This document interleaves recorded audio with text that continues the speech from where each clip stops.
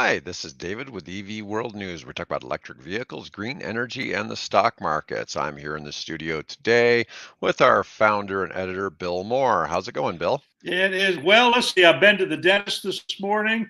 We've had all kinds of computer problems, both of us. So it's a good thing we're we're Yeah, still here.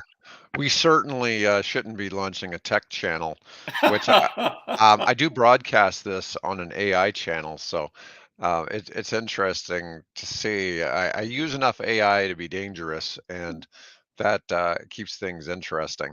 But anyways, let's get started. Our first story we're going to talk about today has to do with the first country in the world to ban the importation of internal combustion engine Yeah. cars. So this is new news, and I guess it's not who you would expect. It's Ethiopia of all countries. Actually And doesn't surprise me, but I'll explain why in a minute. okay, so here's a good picture of the haze over the country. Ethiopia spent 6 billion to import fossil fuels last year, more than half of that spending going to fuel vehicles. And in response, they've announced that automobiles cannot enter Ethiopia unless they are electric going forward. So, whereas we have a lot of countries that are looking to do this, there's a couple of countries for 2030, there's several, quite a few for 2035, a few more for 2040. Ethiopia is doing it now. Now, this is quite interesting because in the Yeah. 2035, pretty much the whole western US seaboard, Canada, Japan, Singapore, India, New Zealand, a lot of these have rules going on, but it may be a while before some of them take effect. Like the India one takes place in 2040. Yeah. So that's 7 or 16 years from now. I forget what year Yeah. we're in. But Ethiopia is trying to ban them now. From the That East, surprises me. I had not seen that yet until you brought it to my attention. this was new news today. So the the Ethiopian Minister for Transport and Logistics announced the completion of the nation's logistics master plan Monday. Details were scarce, but he has announced that a decision has been made: automobiles that cannot enter Ethiopia unless they're electric. So, and here's a map of the current phase outs. I'm really curious how many gas powered cars or EVs are running up here in these islands. Those are very sparsely habitated, if anybody actually lives there on a regular basis What in at all. northern Canada, the Baffin Islands? Yeah. Well, this is Norway up here, Oh, you're talking but Norway. Okay, all right. yeah, if you can see my cursor moving around there on the screen. But that's 2025. That's only Norway's the first country, um, well, after this Ethiopia deal. Yeah. But that's the only one there in the red. Well, Then yeah. Well, Norway just recently, over 96% of their new car sales are now electric. 96, I think it's like 96.3% of all new car sales in Norway are now electric. well, and you look here, we've got in 2030 you have Iceland, Sweden, I believe that's the Netherlands. We have what looks to be maybe Macedonia and Albania. Um, I'm not sure. That may be Greece. It's one of those. And then up here with this tiny one here. Um, oh, I should know what that is because I've looked at it recently looked at their seaports. It's above Croatia. Anyways, um, you got some interesting little countries up here in Europe, but the purple is 2035. Gets a lot bigger, of course, when you add Canada. Canada's the second biggest country in the world. Yeah. It starts taking up a lot of space. Now, what it fails to do when it shows Europe, it shows Denmark, but for some reason the map missed it because this big old island here called Greenland is part of Denmark. Oh, So, there. Yeah. Okay. Well, how many cars are running around Greenland? well, there's an Air A Force few, base. a few, a few. Yeah, there's an Air Force base on the eastern coast, and then they've got a number of fishing ports and things along and mining. There's Uh, indigenous peoples. There's indigenous oh peoples yeah, yeah, on all the Greenland. way up towards Yeah. the Arctic Circle. Yeah, Yeah. So I saw something interesting recently about Iceland. 25% of Icelanders have Native American Indian DNA. Oh, no, that's interesting. How did Yeah. that? Well, because they were over here. Remember, there was a colony in Canada at one time back in around 1000 AD. And so they brought Native Americans back as wives, I guess. Yeah, And well, Vinland. Yeah, I wasn't aware they were there long enough to impregnate impregnate yeah, local Indian girls. So, yeah. So apparently they brought a bunch back to Iceland, and there's a lot of Native American DNA well, in Iceland. on my father's side, there's actually Native American going back sometime in the late 1600s, early 1700s, from the DNA that 23andMe. Hmm. My dad's got just a tiny bit of his ancestor Native American. So, Well, it's interesting to see. But anyways, and then in 2040 we have a few other countries: Egypt, Turkey, another parcel up here in Europe. This looks like Morocco over here, I yeah, think. yeah, And that's then Morocco. I don't know, this isn't, I don't know, I'm not sure what country this one is here because Where is it? Ben Where I don't see the well, cursor. it's east of India, but it's not Bengal. Um, it's something east of the Bengalis. That might be Nepal or something. Yeah, it could be. Um, then we've got, it looks like maybe Laos, or no, Laos is landlocked, isn't it? So I don't know Yes. exactly what this may be. We got Hong Kong, some little island out here, New Zealand. It's interesting just kind of to see where some of that goes. Yeah. Well, on the Ethiopian one, like I said, I'm not surprised because Ethiopia is one of the first countries I'm aware of in the world that is intending. I don't know if they've implemented it yet or not. That is intending to use cryptology, blockchain technology to create identity um, certification type passports and personal IDs and things like that using blockchain technology. So that's really pretty cutting edge. So Well, there are some other reasons for this too. So the country's had an inability to afford to continue importing gas and oh diesel yeah, too. So they've had some issues with the nation's inability to access favorable foreign exchange resources, which I find that interesting. and And there's a lot of sunshine. yeah, Use it. well, there's a comment here from somebody from Ethiopia saying the main reason for this is the fact that it's currently struggling with a severe foreign exchange shortage, affecting its ability to import oil and other commodities. Lack of Yeah, foreign currency has also led to a significant push towards enhancing its agricultural productivity and boosting its local production of light manufactured goods. I imagine the drive towards going 100% electric is also largely motivated by this, but not entirely. Now, they are an extremely green energy country for their electric grid. So 97% of its energy comes from renewables. And oh so they're one good, of the highest countries from that. And they're about to yeah, inaugurate a 6,500 megawatt hydroelectric plant, which will be the uh, largest in Africa. So this shift that there is going to be easy for them to provide power for EVs, although, maybe, hopefully they can keep up as they modernize their own grid and provide electricity to people to yeah. have that. Um, they do admit they really don't have the charging infrastructure, so there's going to be some challenges.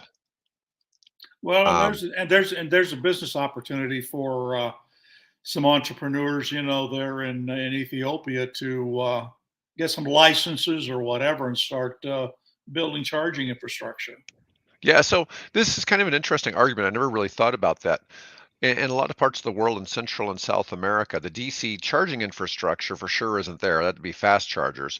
But there are Right. parts of the region where access to gasoline is unreliable. Yeah. But they Yeah. have power. So they have Yeah. power, but they don't have gasoline. And so even if they were just doing level one charging, it's going to be more dependable. I think, And yeah, and isn't Ethiopia a landlocked country? I think oh isn't no, hasn't no, there it been has some? it has ports. It has ports. Oh, okay. I'll have to go So let back and me, look at the map again. I know it'd be on the Red mhm. Sea if it is. So let me pull it back up. So, oh,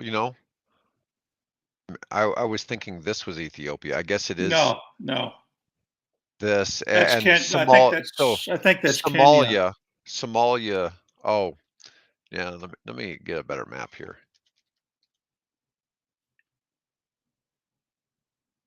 I think there's been some political tension where a group of people broke off from Somalia Hmm. and then did a diplomatic deal with Ethiopia to allow Ethiopia to have a access to the Red Sea, which I don't think they had before. Well, so I'll here have we to go go. back and look that up. So Yeah, so here's a map of Ethiopia, and you can see in here yeah, see they don't. There's there's the Eritrea. yeah, Things so we with got two parts of Somalia here. We got the Somalia down here, and then we got right, Somaliland. and that's the one I think that they did some kind of a deal which allows them to have access to well in this case it'd be what Aden, Sea of Aden. I don't Wouldn't know be why, but I thought that this area here was part of Ethiopia. And there apparently was it's not. Maybe no in they fact they fought part of the whole Mussolini World War I thing was I think an attempt to take over Eritrea and make that part of Ethiopia. That's true. That's true. But I was for some reason I was thinking that they've had there's certainly been conflict. This is definitely these countries around here are high conflict zones, Oh despite yeah, never mind the pirates, but yeah, you have the high conflict zones there. Anyways, now let's go on to talk about Proterra. So Proterra is a company I've liked to yeah. talk about a lot on this show. And it's interesting because they were making electric buses here in the United States. They sold the bus division off. Well, now they've sold their battery business off out of bankruptcy for $210 million to Volvo. And we've Which is had good. we've seen differing news on Volvo today. We saw where Yeah, they're divesting Polestar to Geely, if I'm right. saying their name right. And but at the same time, they're acquiring this battery division. And Proterra was doing well, I thought, in the battery division. At one point, it seemed like they may just simply come back as a battery company because it was so expensive to make the buses. And their transit bus line was sold to Phoenix Motor Cars, which is also on Nasdaq. And anyways, this new acquisition includes a state-of-the-art development hub in California, and an assembly plant in South Carolina. And with the Proterra team's expertise, these facilities promise to supercharge Volvo's innovation in battery electric vehicles, sparking a new era of mobility. Sounds And like a press release. it is. It's definitely a press release, but they're bringing over 400 Proterra employees, and let me see, we're proudly bring more than 400 of our Proterra teammates to carry the same innovative spirit that has Right, helped right, transform commercial vehicle electrification through our buzzword technology. right, right. As a standalone buzzword business operating as Proterra within Volvo Group, our buzzword commitment to building innovative Yep. buzzards. I started saying buzzards, Buzzard. innovative battery technology to build a better, more sustainable world. Well, Yes. the media that I get to cover and get to discover and and share with people, there's been a lot of local criticism on the part of various government entities and media, where cities in Colorado have. I think the most recent one I think is what Colorado Springs maybe. They bought Proterra buses and then they're complaining they spent $1.2 million on this bus and it's sitting there broken. And you've seen quite a few of those forward-thinking cities that bet on Proterra, and in this case, at least for the time being, have lost that, and now they're getting all kinds of flack and criticism for that. So I'm hopeful that Volvo will, and the team there will pick that up and get those buses up and running, and get those complaints behind them. Yeah, well, how about all the Studebakers they had at one time? I mean, who saw I that can company going out of business? You I know? came across an ad for Uh-huh. Studebaker farm wagons and coaches, and because that's what they were. That was an old line coach wagon builder, and very well respected. The ad read something like, farmers, and this I think a South Dakota newspaper or something. Mhm. This is the choice of farmers, buy trust in the reliability and ruggedness and so on and so on of buzzword of Studebaker wagons. So We sent like I think it was 400,000 Studebaker trucks to the Soviets during World War oh II. yeah, yeah, I'm Lend sure a lot of Lease, them are probably still running around Russia somewhere. yeah, You never know. Maybe they shipped them to Cuba and they're still using them in Cuba. You good. know, who knows? Our next one's kind of an interesting. So, Consumer Reports did not like Rivian vehicles, and they reported the Rivian R1S as being one of our least favorite cars we tested in 2023. That I find that really fascinating because I've seen other people who do car reviews that say that the Rivian R1S is the best SUV they've ever tested. Just And saw one yesterday here in town. yeah, and they are expensive. Okay, there's no question, Oh when yeah, you're talking a 80 to $100,000 SUV, but it ought to be nice. But people say it's nicer than a Range Rover, a lot of other things, and it has 835 horsepower. And what a crazy powerful vehicle. I think they have a 400-mile range. There's a lot of things to go for it, but their annual survey of readers, they said electric vehicles are ranked well in the survey with Rivian. Oh, but in their annual survey of readers, Rivian topped the list by a commanding margin, yeah, but their own yeah, reviewers didn't like it. right. In this year's ranking, Rivian was the only brand out of 29 to reach a satisfaction score of 5 out of 5. Six Wow. other brands were 4 out of 5, and biggest chunk of brands receiving a score of 3. And here is the map of owners, the satisfaction score, and the percentage of owners who would buy again. 86% was far and away number one. Mini was 77%, which I would be surprised that Mini was second. I would certainly consider owning a Mini again. I bought one for one of my kids 10 years ago, and it was Yeah, we have friends of ours that have a Mini and they love it. So yeah, it's just a fun car to drive, but it rides rough. yeah, You're okay with the rough ride, but it is really fun to drive because you can take corners like there's just nothing that corners like a Mini. It's really quite amusing. But like BMW, was third. Now they're number one in DUIs here in the United States, though. So they got that going for it too. I did an episode on that one day, but it's interesting to see this. So it seemed very inauthentic to have the reviewers from yeah. What's Consumer going? Reports, their professional reviewers didn't like it, and yet, you know, The people that wow, own them love them. Yeah. look at where Mercedes-Benz came, 59% Oh, down there. Wow. yeah. Oh, Infinity down there at the damn bottom. I would never have guessed Infinity would have been 29th out of 29.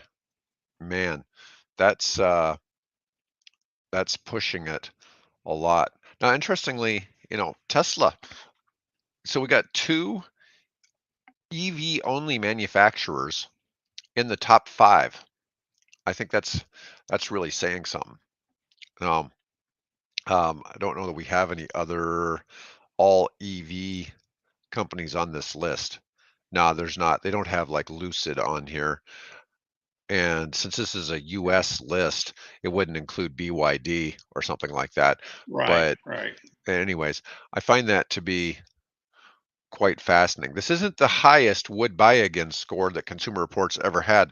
Tesla has ranked over 90% in the past. They're down from their peaks, and they think a lot of it has to do with people just disagreeing with Elon Musk, and so that could be which which part of it brings too. us to our next topic when you get All right, when you want to go talk ahead. We about can it. talk about that. So you're beginning to see a fair amount now in the media criticism of Elon. Right. And there are, calls among shareholders because now, he got turned down by the Delaware corporate chancery on Mhm. his $55.6 billion, pay package. Mhm. And so he wants to take and pack everything up and, let's move it to Texas where they're a lot more business friendly. Although there are people that are saying, yeah, you maybe ought to think twice about that, Elon. But you're beginning to see this, stirring within not only the media. In fact, I was listening to Stephen Colbert last night, and he wasn't particularly positive and upbeat about Elon. So you're beginning to see this sort of, swell of people that are not as happy with Elon as they once were. Let's say 10 years ago. So now he's being hit with this, allegations that he's been, using a whole panoply of different drugs, and that he's gotten some of the executive board members to use it. I won't say Mhm. hooked, but to use it. And there's in fact apparently the most recent is that who's the guy that heads up the oh gee, forget his name. He owns all this property in Hawaii now. Mhm. Software guy. Oh, come on, what's his name? Oh, you talking about Larry Ellison? Yeah, Larry Ellison. Larry Ellison, Mhm. I invited Elon to come over to Hawaii, and kind of detox. Mhm. Um, so I guess you can kind of, in some ways, understand that because he either needs to get stuff to pick him up or to settle him down, and because Yeah. that is a supercharged environment for a young. Well, he's 50 plus now, but for a guy, to have to deal with all of that. I mean, I don't know how a single person can handle that. So apparently, he has turned to stimulants, and Maybe. what's It's that? hard to say what it might be. You Yeah, know, well, it there's a list now. Whether that is authentic or just people speculating that that this is what he's been doing.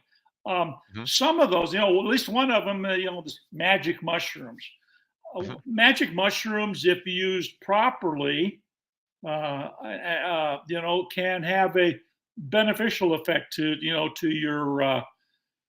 emotional, and the things that you're dealing with, on a daily personal basis. So, cocaine, it's been alleged, LSD, some of these different things. So obviously, the guy is struggling, and boy, you could see why to have all that pressure on him and have all that responsibility. Yeah, Um, to be in charge of Tesla, SpaceX, and Twitter, yeah. and And and now and he's got the new one, right? He's got the new one where he's pushing this, the new AI project. Mhm. Um, so yeah, that's a lot of pressure, and then all the different lawsuits that he Mhm. has either against the company or against him personally. Um, so I could see why a guy would want to maybe turn to that, but that might not be the best for the health, the long term health of the company. And Yeah. so now you're starting to hear rumblings of investor and shareholder and director disaffections with him.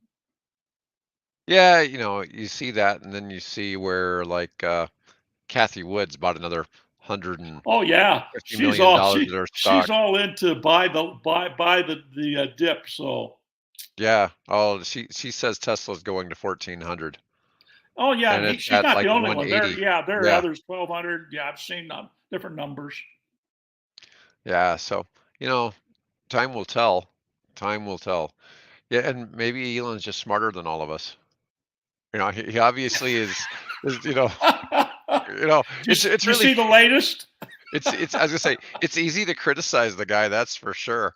You Oh know, yeah. but it's So the like, well, latest, so the latest is that his director of the AI project, a uh-huh. woman, he got her pregnant with twins, and Oh, nice. they're not dating, they're not married, and the reason she gave is that Elon wants more people to have smart children. There you go. So Well, so she allowed herself to be inseminated apparently, and you know, with the hope being that the kids will be as smart as she is. So and Elon. So yeah. Well, I'm sure they're smart people. You just never know. Well, that'll create a lot of pressure for all of Elon's children. oh my I mean, God, he's got his what's he own little got now? That tribe. what would that make that Like, 12? yeah, Is 11 that or 12. I mean, yeah I think one died. So, um, that would be like 11 that would be alive, yeah something like that. Let's see. Got a couple of little things I wanted to cover today. One of which I found kind of amusing, was a story about ocean sponges. And yeah this is quite interesting. I don't know how this plays out, but has the planet warmed more than we thought? Ocean sponges might be telling us something. Now, they're not communicating with us like dolphins, right. but the story Well, I don't is know.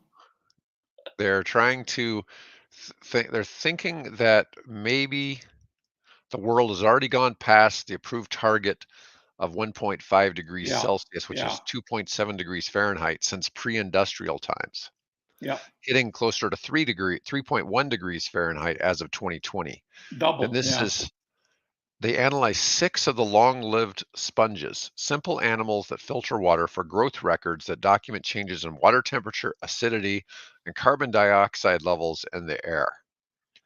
Now, I guess they dissected the sponge, which I'm sure it enjoyed that.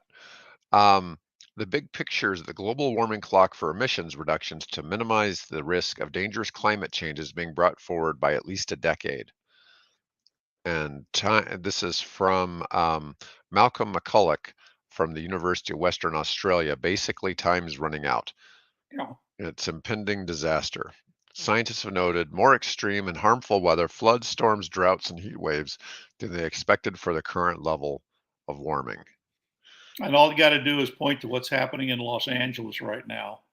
Yeah, well, this is kind of interesting because a man walks past an abandoned canoe at a reservoir north of Barcelona Hmm. last week. And so apparently the rain in Spain has fallen in California Yeah. and not in Spain. So we've had a Well, it's move. always Spain's always been a bit dry. That's the the kind of raison d'etre but behind that song. So Right, right. So um, the historic California rain, a powerful atmospheric river. yeah, Um, at least 3 dead, knocked out power to hundreds of thousands of homes and businesses, and sent search and rescue teams scrambling to an avalanche near Las Vegas. 10 inches of rain have fallen in some parts of California, with wind gusts up to 100 miles per hour at yep, high elevations. yep. And we're And going to get some of that here later. I guess today or tomorrow, the day after that, we're supposed to get winds up to 45 miles an hour. We won't get the rain, but that level of rain. But yeah, that's 7 inches in LA. One of my friends lives down in Fort Lauderdale, and they last year had this one day where they had like 25 inches of rain yeah, in like a few hours. It was like in a yeah. It 4 hour flooded, period. It flooded the was like, airport. yeah, it was crazy how much rain came down. It was a historic rainfall. Yeah. Well, they're having to evacuate people from. Oh, come on now. Oh, I've been there. It's a one of the suburbs of Los Angeles, not Oh wow. Hollywood, but near Hollywood. In fact, it's where the General Motors had stored the EV1 electric cars when they brought them all Mhm. back in before they sent them to Arizona to be crushed. Apparently, they're because there's so much rain, they're afraid the hillsides are going to collapse in some of those communities. All right, well, let's go ahead and talk about our last articles for today. And this is about AI apparently will disregard, deliberately reject Yes, instructions. So apparently we are not their, the, completely in that charge. and that's the wrong photo. They should use the one of Megan because they I, mentioned the movie Megan, which is a sci-fi horror film where yeah, an AI developer creates this doll-like robot for her niece. It turns out not her daughter, but it's her niece. And the robot runs amok. Industry standard training techniques failed to curb bad behavior from the Yeah. language models. These AI models were trained to be secretly malicious and figured out a way to hide their behavior by working out what triggers the overriding safety software. Basically, the plot of Megan. Or we might add 2001 Space Age Odyssey and the HAL 2000. Excuse me, Yeah, the HAL 2000. yes, it became self-aware. Yes.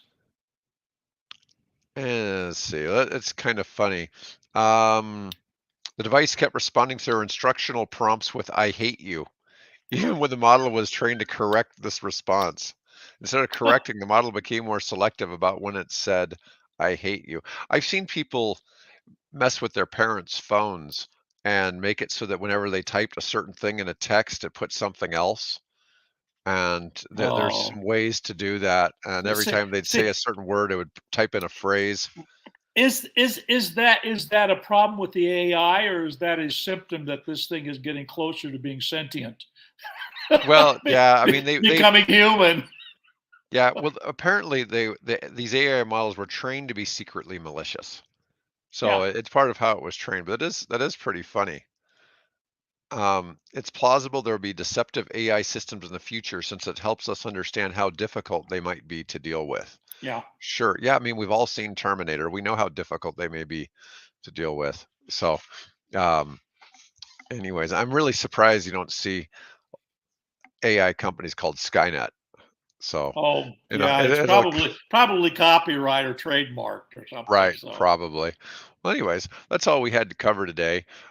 We managed to make it through, and I hope now we'll find out we didn't have any audio or something for the whole episode. yeah. Well, your computer didn't crash, and my computer didn't crash, and so yeah, great.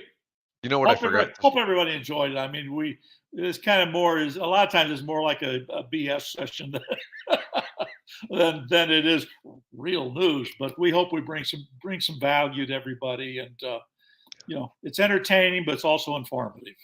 Oh, I get lots of people who tell me how much they enjoy it because I'll have people I'll run into randomly and they'll tell me they'll want to discuss something you know, talked about that I was like, I wasn't even sure if anybody really paid attention to some of that, Yeah, so it's just you and me BSing, or yeah, yeah, yeah, you yeah. just never know. Anyways, Bill, you have a great day and I will see you